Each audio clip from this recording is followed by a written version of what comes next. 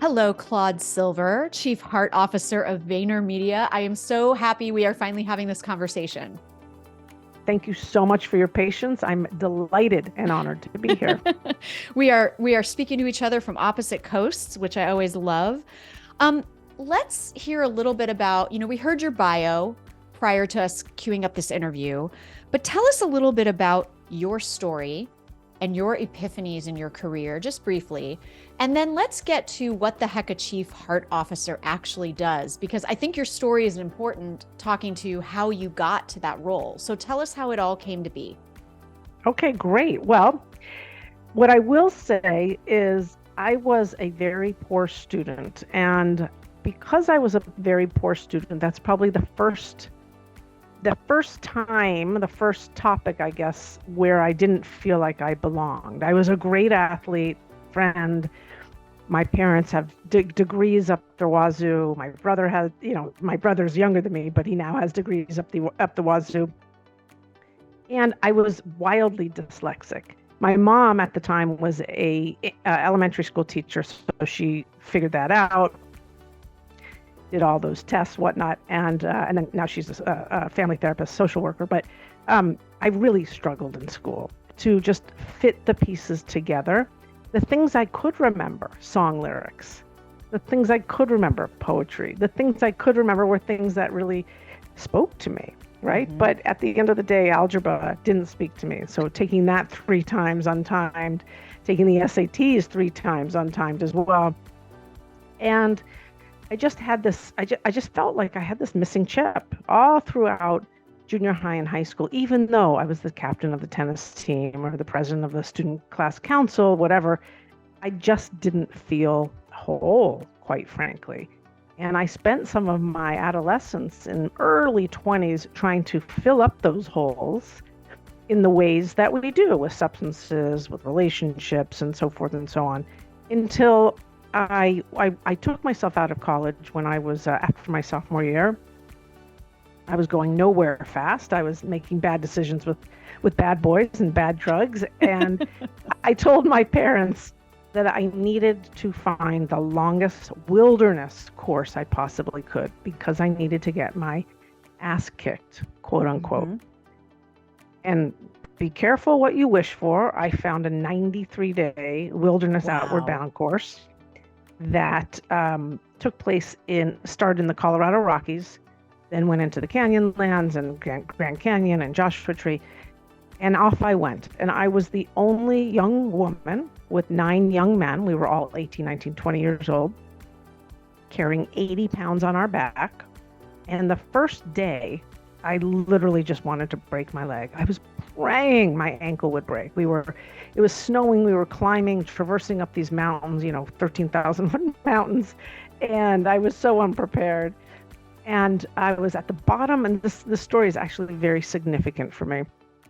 I was at the bottom of the trail. All the guys were in front of me, and I was crying, and it was snowing, and it just stank, right? Even though I asked for this. This was day 1. And the instructor came all the way down, and I had a female instructor for this time, and she said to me, "What is going on in your head?" And I said to her, "Well, I'm singing 9 Inch Nails.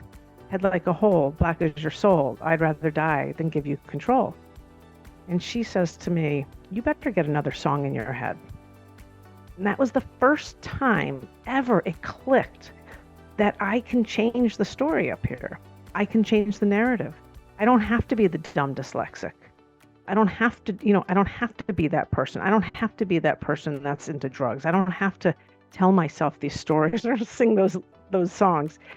And so I will say 93 days later, I came out a very different person. That was when I first learned the term servant leadership, and I wanted to be a servant leader.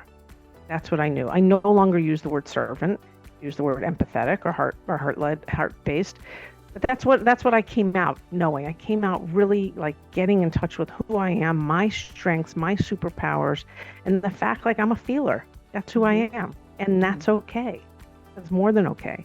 So what I'll say is I eventually went back to school, studied a lot of psychology and human development and everything I could possibly get my hands on in terms of spirituality and growth and development and clairvoyancy and all of that stuff. And then I was in San Francisco, right place, right time, 1998, .com boom, the first one. Mm-hmm. And there I went. I found my first internet. Yeah, I was job. here then too. So You were, I'm yeah. assuming I see where this is going. Yeah. So off I went. And, the rest is really history when I say I've only worked in digital companies. I've only worked at advertising companies. Knowing San Francisco at that time, that was ripe for innovation and creativity and the wild, wild west. Mm-hmm. And I was part of that, which was incredible, especially someone who didn't know what they wanted to do. I didn't have options necessarily. I just kept on going to where the job was. So one thing led to another. I had an incredible career as a strategist. I moved from San Francisco to London. I was moved for a role right before I turned 40, and my whole world kind of opened up in a new place, learning new things about myself. I didn't have people to hang on to. I didn't have kind of old stories and beliefs, and I had a wonderful time in London and had a really, really, really successful career. And I met Gary Vaynerchuk. And I met him in August of 2013. We hit it off. We had a 3-minute conversation on the phone. I came to New York in September of 2013, and we had a great meeting of the hearts over a coffee and a grapefruit at a coffee shop on 70th and Lexington. And the rest was history. I left that meeting saying to my best friend, I know I need to work with this guy, and I have a feeling he needs to work with me. And so I joined VaynerMedia 9 years ago, which is my longest relationship and certainly my longest job. And I started, it was May of 2014. I was one of the 3 or 4 oldest people, a woman in a fairly kind of machismo boys club at that time, gay, and it was amazing. Off I went, and I was his first senior vice president that he hired. And I'm almost going to get to the point where we get chief heart officer, but I'm going to stop in a second. I ran our largest account, and while I was running that large account, I kind of had a team of 60 people, and really we were teaching each other liberal arts. I would have them read poetry. I would have them bring in Jim Morrison poetry, and we would digest that rather than going through kind of like the campaign we just launched. And Gary started to have me go to the other offices, and I said to him, hey, super cool. Love to go to San Francisco. I'm happy to go to London, but my work is over here in New Jersey. And he said, just go do that thing that you do. The thing that you do. And that was it. Bingo. He saw me, not for the strategy or the client schmoozing and all of that stuff. He saw the superpower of being able to change narratives, being empathetic, having a big heart, caring, having a group of 60 people and literally just having a good time, making them feel good. And one thing led to another, and I actually, I decided to quit because I didn't want to do advertising anymore. All I wanted to do was be with people. So I went to him. Thank you so much. This is the best place ever. Love it here. You're the best. I no longer want to do advertising. I just don't care. And he said, what do you want to do? And I said, I only care about the people here. I only care about the heartbeat. And that's where I'll stop. Because then we created the role, Chief Heart Officer. Yeah. Oh my gosh. So that's like long. That was much longer than you wanted me to go on, but meandered. I don't have a linear career journey at all. So there's so much in there to unpack for a second, because first of all, I'm sending my 9-year-old on Outward Bound when he is old enough to go, because that sounds amazing. And I think he needs it. But also the fact that you finally embraced a model of leadership that was heart-led. And I think we're in a time where these discussions are starting to happen. I do keynotes, I do leadership trainings, and I'm being brought in to talk about empathy. And like you, my background's marketing and brand strategy. I came to this empathy work through connecting and engaging through marketing with people as human and seeing their humanity and having that be effective. And then building that out now into researching my first book and now on my second book, which is about how to be an empathetic leader without losing yourself in the process. Because that's the struggle now. Now that there's enough converts out there to what you got converted to, and really not converted to, you actually just uncovered and unearthed what was already inside of you and understood that that was a superpower for business success, for leadership success, and for unleashing potential in people. And that's where, all of us, I call all of us empathy warriors. We've got to keep banging the drum for the skeptics to say, hey, this is a bottom line benefit to your business to operate in this way. And the old models are dying. The old models of command and control and, work is work and it's nothing personal and all this crap we've been fed our whole careers, it's not going to take you into future success. And I, even with the book that I wrote, one of the generational experts I spoke to went so far as to say the companies that have those cultures are going to be dead in 10 to 20 years. They're not going to be able to attract top talent. So I love that you found this place and you carved out this role. And tell us a little bit more about what you do in that role as Chief Heart Officer and how that differs from, I assume you have a head of HR, maybe you don't, I don't know, but how does that differ from a classical HR role? Yeah.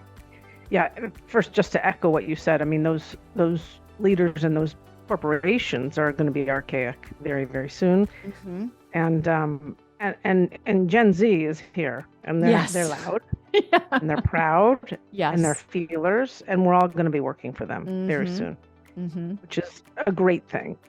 So when Gary said you're going to be Chief Heart Officer, cool. I knew what that was. It made sense to me in my soul.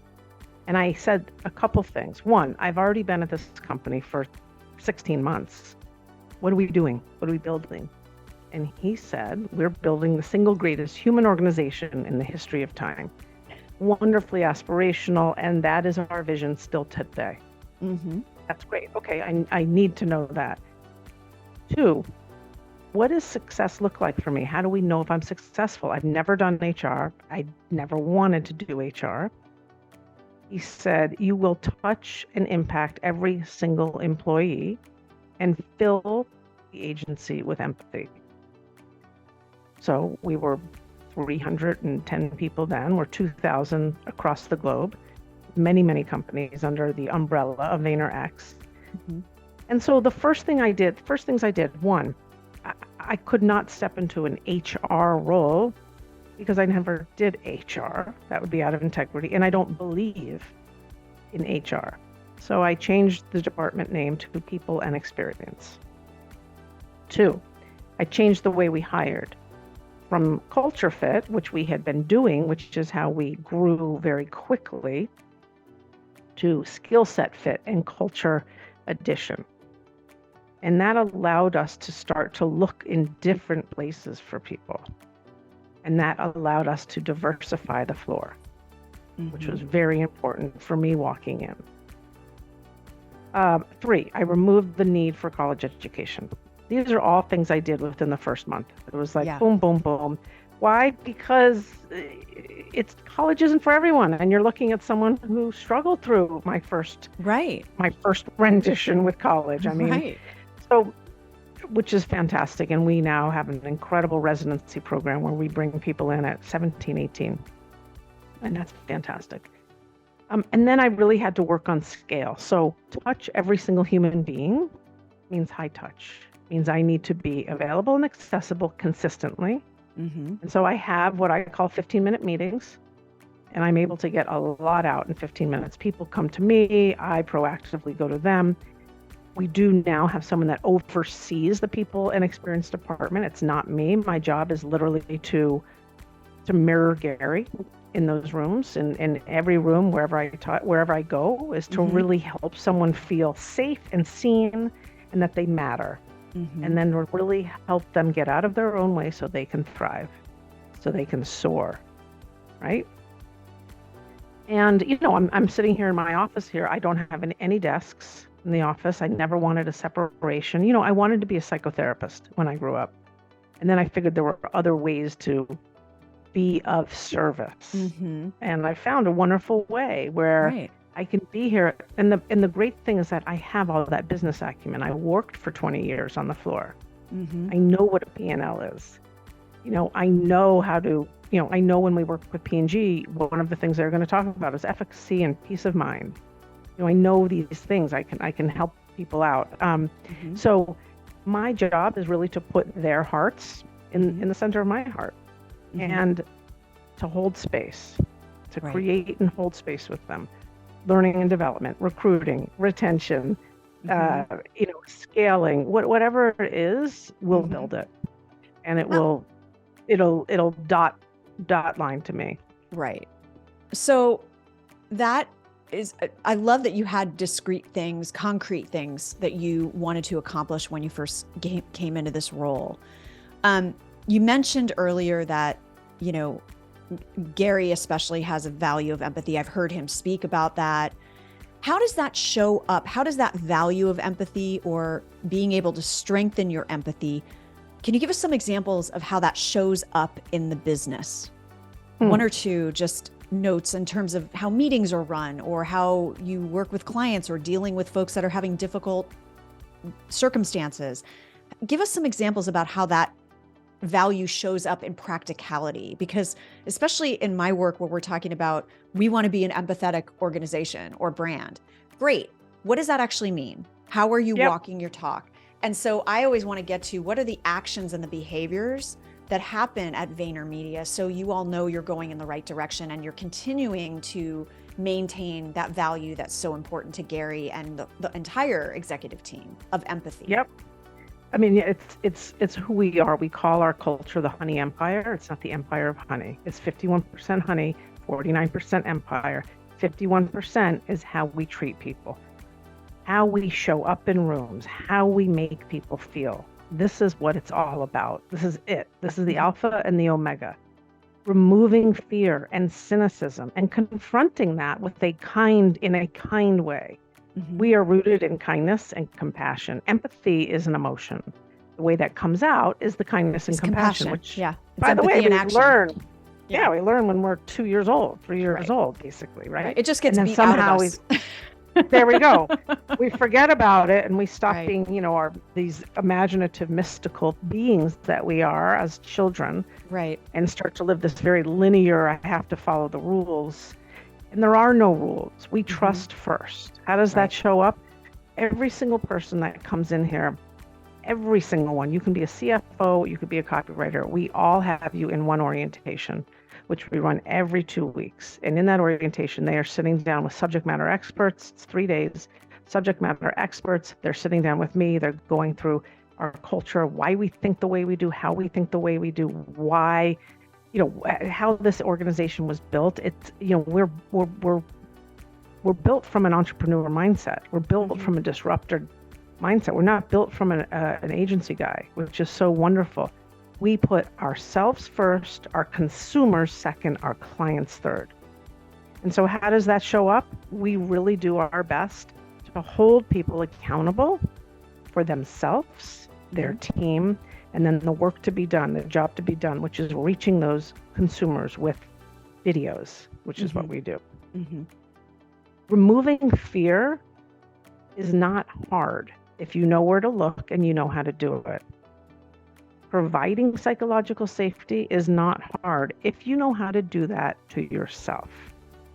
And so we teach a lot of these, what is called soft skills, can't stand that word, universal skills. Yeah, human all skills. Day long, human skills. We have vast trainings on how to give feedback in a very kind and clear, specific, actionable way. We have manager training up the wazoo, 101, 102, 103, and you learn how to walk in this world, how to walk in this agency.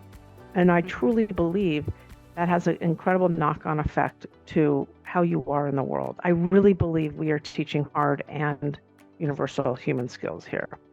And this is so interesting. And this is where this is what I knew would happen, is we were going to go into all these topics because I couldn't wait to get my hands on you. With the book I'm working on right now, I'm talking about the pillars of being an effective, empathetic leader, as I mentioned, while still expecting excellence, while still setting boundaries, and while still avoiding burnout. And one of the pillars is this idea of self-awareness. And across all of this, though, is this idea of accountability, that you can have empathy and accountability can coexist. So what does that look like for folks listening that are like, how do I tie those things together in my culture? Is there a specific way that you tie that together? Is it through rewards and recognition? Is it through performance evaluations? Is it through peer nominated recognition? How do you actually tie the empathy and the accountability together, or the compassion, heart-led leadership and the accountability together in your organization? Can you give us some examples? Yeah. First and foremost, it's everything that you said, and it's well-being. It's concentrating on that. It's making sure that we're providing people in a very holistic way with wellness programs. It's making sure that we are leaning in on creating an inclusive place, yes, religion and race and ethnicity and seen and unseen disabilities. We have these CRGs, community resource groups, which are for people that identify as LGBTQIA+ or allies, as Latinx and allies, as African American or Black and allies. And these are wonderful, wonderful groups that people join because they want to be even closer to those that they identify with, which is really, really cool. And that is all over the place. That is one way that empathy and compassion come out, because we have places for people to go that really, really want to feel like they belong, because that's it. That's the ballgame here. You give people psychological safety, and then you create spaces where people feel like they can belong, that they don't have to deal with a title. They don't have to, I have to be quiet because my manager's manager is in the room, and we know that he or she is really smart. No, anyone can talk. In fact, we have roles here that we have entry-level roles that we have now put on a pedestal here to be like, this is the role of the work we do. They're called post-creative strategists. And at the end of someone's signature, we're asking them to also put account director, post-creative strategist. It's that important because it's the work that we do. The work that we do is finding ways in through emotion, through empathy, to reach our consumers. So again, the trainings that we do, I would say our leadership team is better than it's ever been. It's accountable. One of the things that Gary has taught me, and I know he's taught many, many people, is what real accountability looks like. And real accountability is being the bigger person. Real accountability is taking the responsibility when you know it's yours. Now, I'll give you an example. When someone leaves and I read their exit interview, and they say, Jack really treated me poorly, and no one did anything about it. Well, most often they didn't tell anyone about it, but guess what? That is on me.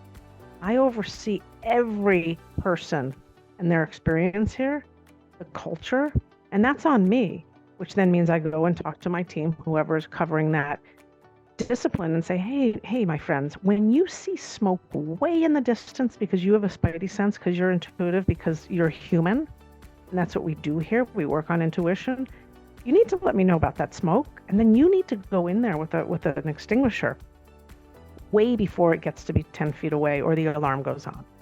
That's how you get rid of cynicism, and that's how you get rid of fear. By being kind and brave. We are kind, compassionate, and accountable and wildly ambitious people here, and that all works together. It's called the honey and the empire. The empire, after you put the people first, is how it all comes together. Now that it's us first, then our consumers, then our clients. That's like funky. It's very, very funky in today's day and age. And when a client says to us, no, make it red or make it blue, what we say to them is, actually, we provide them with the data and we provide them with the intel that, you know what, your consumers aren't going to want it blue. And they still say, you know what, we want it blue. And we say to them, okay, we are going to go into this with our eyes wide open. We've had this conversation. We want the best for you. We are in partnership with you. Remember, we don't serve them. We are in partnership with them. Right. And we're going to go into this with our eyes wide open, which means we have accountability and you, my friend, the client, have accountability because you've just made the decision to go against what we know is happening out there on TikTok today. So, you know, it's walking the walk. It's not just talking the talk. There's nothing hanging on these walls here in any of our offices that says, be empathetic. Right. VaynerMedia citizen, you are kind. Like, no, you have to you have to take action. Consistent. Is that action. put in evaluations? Is that put in, you know, meaningful examples of actions for people so they understand as they look around? I'm asking this question because one of the companies that I spoke for, a healthcare system last fall, their change management team did this amazing thing. And having a background in change management from earlier in my career, I was really impressed by this. They took their company values, which, you know, are often just a pretty poster on the wall for a lot of organizations. They don't actually mean anything in day-to-day activity. But they took their company values and they created documentation, not a lot of documentation, very simple, to say these are examples of this value in action. And as you write your reviews for people, these are the types of things you need to be looking for so that when you evaluate them on that value or that value or that value, there's something concrete behind that. And I just thought, so simple, so almost so obvious, but never done in so many organizations where they just have that pretty poster on the wall, but they don't give folks any guidance of, here's what we expect that to look like in practice. Is that something at VaynerMedia that is talked about, is documented, is highlighted? How is that brought to bear so it's a continuous learning cycle for people? I'm really glad you brought that up. So it took the PET team a year to create core competencies. We have just rolled them out. Our core competencies are both foundational, how we behave, and functional, our skills. Foundational comes first. Honey comes first before the empire. And the foundational skills are leadership, communication, accountability, and growth mindset. And within those 4 buckets, there is this is how we expect you to act for every level, every level, every department. And then we do that for the functional ones. And that is in your peer review, that's in your quarterly review, that's in your annual review, that's everywhere. But I love that because then everyone's speaking the same language. And this is why one of the other pillars in the new book is about clarity. Because clarity is kind, clarity is compassionate, because now we can understand each other and there's no guesswork, there's no assumption. Right. So you can be responsible for your growth. I'm going to help you. I'm going to do everything I can. Can't change your behavior. I have no control over you. We'll give you training. We'll give you this. You want a meditation app? We'll give you that too. At the end of the day, it's very clear this is what you are expected to do here and to get that promotion right here. And so what that has done, because I have a feeling you're going to ask me about this in a second, is that has removed a big chunk of entitlement, a big chunk of coddling. And that's huge because as a very empathetic and kind organization, that can be our kryptonite. And was our kryptonite for sure for a while there when we didn't have such structure and such rigor, because we are osmosis learners here, but we've grown up. And now, now we have to hold people accountable. We have to hold ourselves accountable. Right.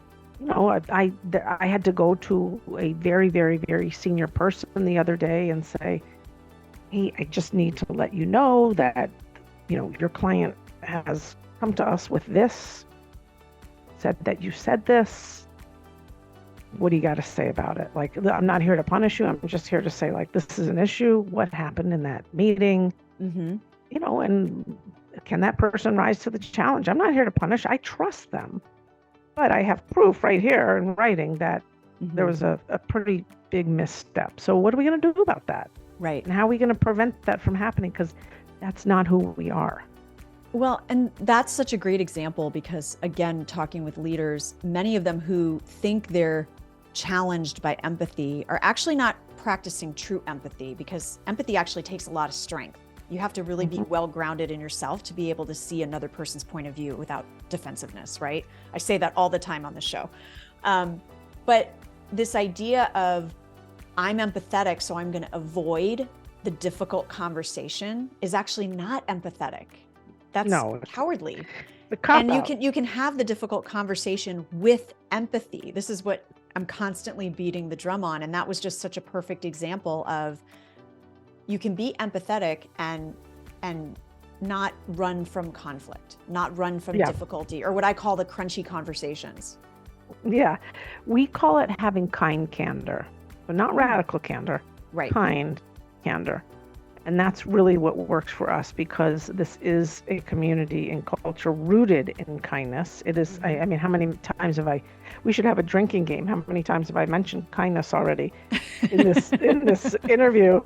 But everything that we do is rooted in, hey, I trust you first. It's not you're guilty and then get out of. Right. Like, it's let me curiosity. figure out how you're going to. Yeah, it's like, what? Just tell me what happened there. I'm really curious what happened, and let's figure out what we're going to do about this now. Right. That kind of stuff. But we have that conversation with people that are at entry-level jobs all the way up to the C-suite. Because why? Well, we're human. Right. And that's actually an important point too, is that it's at every level. It goes up and down the chain if you are thinking of a hierarchy. And that's the thing. The empathy doesn't just roll downhill from leaders to staff. It needs to roll uphill too, so that we're partnering no matter what our level, but also we're accountable no matter what our level. Yeah, that's the thing. And so, at those entry level roles in the residency I told you about, we're teaching accountability. We're teaching what it's like to try to be the bigger person in every situation. Whereas you and I have had more reps and we've had more life experience. So we know that we need to be the bigger person in every situation. And we're going to fail sometimes because we are not perfect. And this is not utopia. I'm glad you said that, because what the pushback from a very small chorus of people with the work that I do now is that, but I'm not here to teach people how to behave. I'm not here to teach people values. I'm here to get the work done.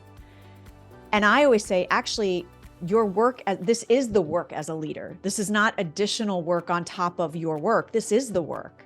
So what would you say to that line of that narrative that some people have of well, we just need to get shit done, and I don't have time to teach you how to be a compassionate person? Well, people are not assets. People are your company. I mean, people will say to me, what does heart mean? And, love and this. It's like, heart is the central operating system of any human being. And human beings right now and probably tomorrow are the central operating system of your company and your cultures. This is, so my response is, then what are you doing here? Exactly. Then go be an individual contributor someplace, my friend. But if you can't get involved, or you're not going to take down your armor in today's day and age, and you're going to let someone be vulnerable in front of you, and you're not going to extend grace, generosity, God forbid, love, then you really should go someplace else. And that's okay. Really, it is. Yeah. What else are we doing here? This is life. This is life. And we are now in a very funky time in which it's work life, it's live work. I don't even know. It's hybrid, it's this. But, the pandemic did change us. And we're not going backwards. And like vulnerability is cool, my friends. Brene Brown is like very famous for a reason. Right, right.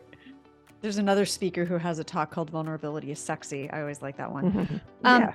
so can you give us some examples around how this culture has fueled growth? Are there any stories you can tell or specific things you can point to that you definitively know that this is correlated with this movement within the company to codify and articulate empathy and compassion as central to the business model? Sure. I mean, I have real life examples because they come through the store all day long. So we had a SVP who really was looking forward to a raise last August, didn't get the raise, and he was told by his manager, and it was stamped by me as well, that he had these things to work on, and those things were very interpersonal. And so he asked me if I could coach him, and we went on this 4-month coaching spree where he came in. I have a lot of questions that I asked people and all that kind of stuff. And what really came to fruition was that his insecurity and his imposter syndrome is so loud that that's all people see and hear when he walks in the room. And he didn't understand why he wasn't being taken seriously. But I'm funny. I like to joke around. This is how I dress and all this. And it's like, yeah, but what are you covering? What are you covering? Guess what? We all have limiting beliefs. All of us do. So we got into why this imposter syndrome was so loud. Where had it started? It's kind of like therapy. I'm not a therapist by any means. And we really worked together on, at the end of the day, what do you want? Aside from the raise, what do you want? I want my team to really value me. Okay, well, let's figure out how they're going to do that. What are the behaviors that you are doing now in which you feel as though contradictory to you being valued? And he had a list of those, and we would work this every week. And he had homework and all of this stuff. And he finally landed on, these are my behaviors. He got very clear. This is a very smart person. These are the behaviors I am going to change, and these are the behaviors I'm going to go all in on. What I will say is yesterday we were just in a talent planning meeting where his name came up, and every person on the C-suite said, if you would have asked me this question 6 months ago, 9 months ago, the answer is no. What I will say is this guy has grown and evolved, and he's really a pleasure to be around. So things like, it's just spending time with people.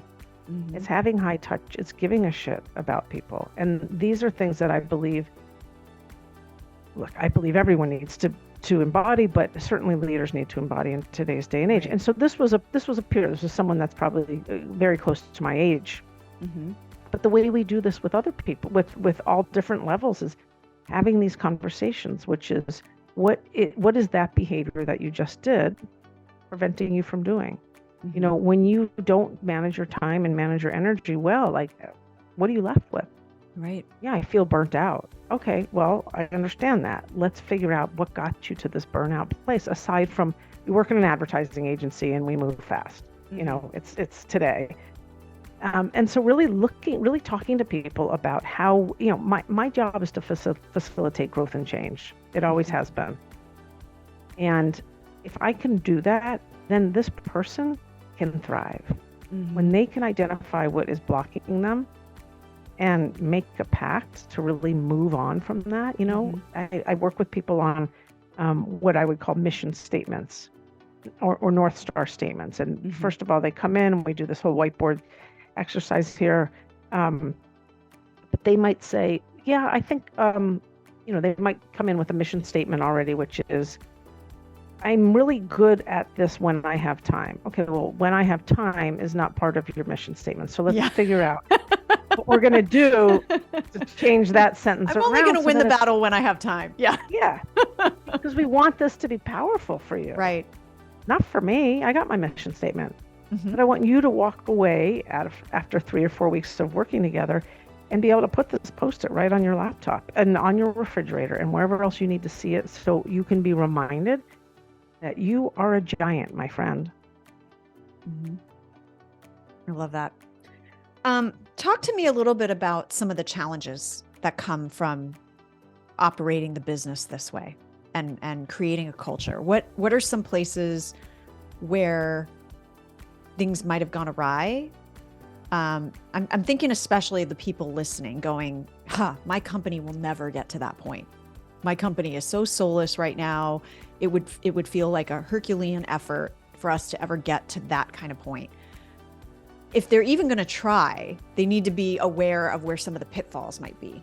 So what are some challenges that you have, one or two challenges that you have with this kind of culture? So a challenge that we may have had if this was a different company or we had a different CEO and CFO is, but like people are here to work. Like, what are you doing there? What are you doing with these trainings? Or what are you doing? Like, why do we care so much about people? Like, why is this so important? It's costing us money, those types of things. What I always say to people, and I'll get to the question, but what I say to people when they say to me, well, we don't work for Gary Vaynerchuk. No, well, I didn't either for X amount of years. And I was still me. I was still the same person. Let me help you out. You want a mentor? Okay, I'm happy to mentor you. Like, what can I do? Right. Within your sphere, we talk about that within your sphere of influence. You can be that model, and then people go, wow, Claude's killing it. How is she doing that? And you give people permission to act and lead in a different way when they see it. Yeah. And so that they can like shine their own light. It's not, let's not go be Claude. Like Claude's taken, and I got my own set of, issues to deal with. You don't want go be you, go be Karen, go be Jack, go be, do you. That's the most important thing. Now, the reason I say do you is because that can be a pitfall when I can remember. So I've been doing this role for 7 years now. I would say the first 2 years, maybe 2.5 years, Gary used the word hustle. And I would have a lot of people come into this office freaking out with anxiety. I want to be just like Gary, but I can't work 18 hours a day. I want to be just like Gary. I want to hustle harder, all of this stuff, but I can't work like that. And it was like, hey, no one's asking you to do that. He does it because he loves it. His work is a hobby. This is what he does. You want to go play soccer on the weekends. That's really important for you to carve that time out. And I want to help empower you to have that conversation with your manager that you need to shut off at 7 or at 9 or at 6, whatever that is. But you got to go be you. Anyway, Gary does not use the word hustle at all anymore, which is awesome. And, he has an enormous influence out in the world. And I'm sure that he got a lot of information on maybe what that wasn't the best word to use. For the time that we're in. So being you, not wanting to emulate. Yeah, it's great to look up to people, and you learn from them, but you're here for a reason. We chose you. Right. You. And so let's figure out how to amplify all of your light. The skills. Remember, we hired you for a skill set fit, not because you like John Mayer and I like John Mayer too. Like, okay, that's great.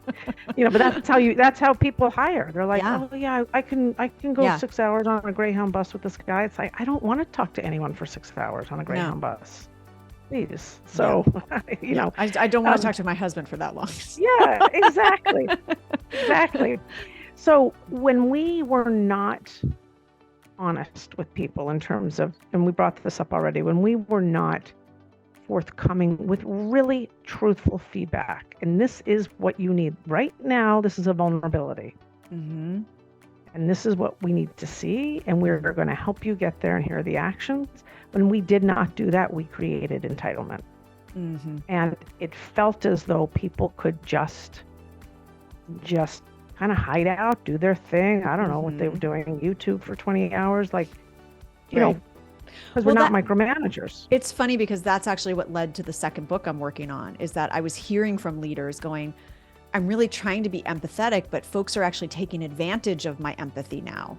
And they're using the words and the language back at me. I'm telling them to do a spreadsheet and they're going, I'm sorry, that doesn't bring me joy. And now you're disrespecting my boundaries. So I'm going to need to take a break, things like that. And we would talk through it of that's not actually empathy, but also that idea that I said earlier is that empathy needs to flow both ways. And so there are groups of people that that muscle has atrophied. It's innate to all of us as human beings, but it can atrophy. And if we neglect it and we don't strengthen it on a continuous basis, even when it's hard to, even when it hurts to strengthen it, it doesn't mean you stop. You don't stop working out just because your muscle feels sore, right? Yeah. And you also don't expect six-pack abs the first time you go to the gym. So for some people, it's that ability to keep, working at it. Okay, curiosity is the number one trait of empathic people, right? Mm-hmm. So let me ask questions. The first time I ask questions as a leader, when I've never asked anybody on my team questions before, they're like, what's going on? Why is he interrogating us? Why is he asking about how our weekends went? It's going to be weird. And so, but it's okay. It's okay to add, and it's okay to let people know you as a leader are on the journey to strengthening your empathy, and to share that with them and say, hey, I'm working on this. It's going to be weird for a while, but just go with me on it, right? We just don't have those conversations. Yeah, well, we're afraid to, because we've been taught to armor ourselves from pretty much everyone, right, except ourselves. And this is all a journey that we're all waking up to. And I say all, that's a generalization, but many, many, many, many, many people are waking up to the fact that work can be done differently and from different places, that it's okay to be vulnerable, be courageous. It's okay to have emotion in the workplace. What we want you to do, and we will help in any way we can, is to be able to regulate your emotion. Right. We don't practice toxic positivity here. We practice positivity. Emotional optimism is what I call it, which is the fact that shit's going to happen. A client is going to yell at you. This is going to happen. Your dog's going to get sick. I don't want to work with this person, but the sky is not going to fall. And that means, listen, we are all going to go through emotions. We are all going to have hard days and hard moments. But two things. One, we have hope for another day. The sun will shine. We reach out for support. We don't have to suffer in silence, which is a huge thing. I think we just need to have posters across the sky right now. Please don't suffer in silence. And that's a whole nother issue. But most importantly, going back to bow down before the one you serve, the 9-inch nail story I told you about. You can change the narrative in your head. This might suck right now, but it's not going to suck forever.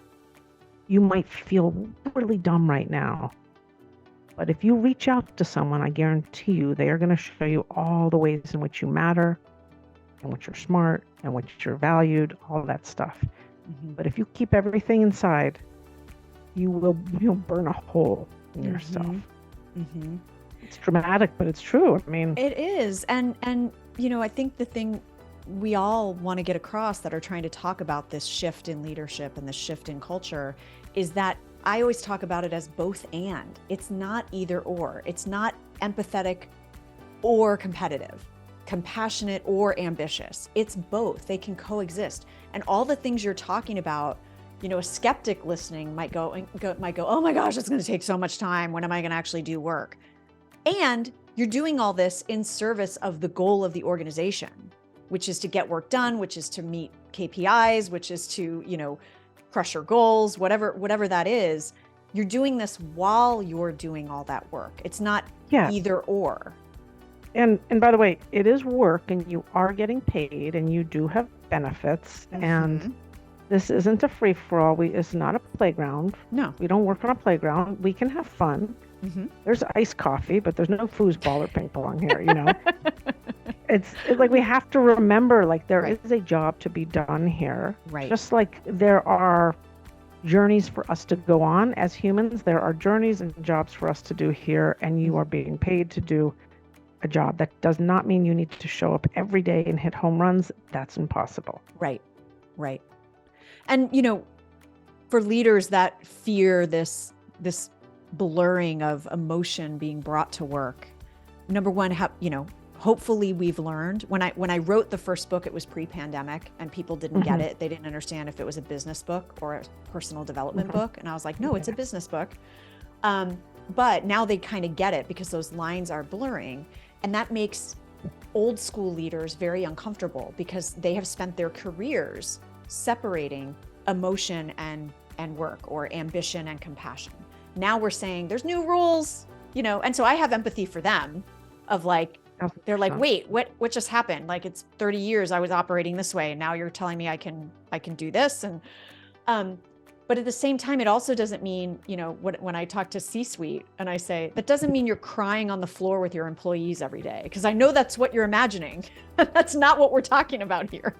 Yeah, there might be crying, but not every day. Yeah, people take things to such extremes when they are afraid. They're afraid. There's nothing to be afraid of. Mm-hmm. Comes to letting a person be their authentic self. Like, that's who you hired. I hope. Yeah. And if, by the way, you find out that you hired Jack, you thought Jack was like this, and Jack turns out to be that, well, then you're going to have a conversation with Jack. Right. Like, hey, what's up? I noticed like you used to be really peppy, or you said you crush it with clients, and you've kind of really been not going out to see clients lately. Like, you have to feel comfortable enough to have these honest conversations. Again, kind candor. Mm-hmm. And back to you, what you were saying, one of our things that we say all the time is yes and. Mm-hmm. And that's the growth mindset. Yes. Yeah, yes and because there always is an and. Mm-hmm. And people like to think in binary terms. It's black or it's white, but it is gray. So much of what we're talking about is gray, and so much of what we're talking about is also extremely subjective. Mm-hmm.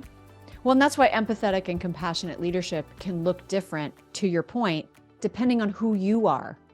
You don't have to fake it and be overly emotional and sappy and whatever. If that's not you, you can find a way to tap into your human emotion and compassion in whatever way is still true to who you are as a leader. Yes. And being a leader that leads with heart. I mean, you've now talked to me for 45 minutes. There's nothing ooey gooey about me. No. There's nothing. This is the real thing. We're not crying. And so, no, and it's not about unicorns and fuzzy rainbows. Exactly. This is about life, and having acceptance that this is about life. I don't know what's going to happen tomorrow. You and I have no clue what's going to happen in 30 days. We'll see what happens. We'll see what happens. Claude, I could talk to you for another hour, but I won't keep you. So thank you so much for your time and your insights today. We'll have all your links in the show notes, but can you tell folks where's the best place to connect with you and find out more about your work? Thank you so much. LinkedIn is awesome. My website, claudesilver.com. You can always write me there.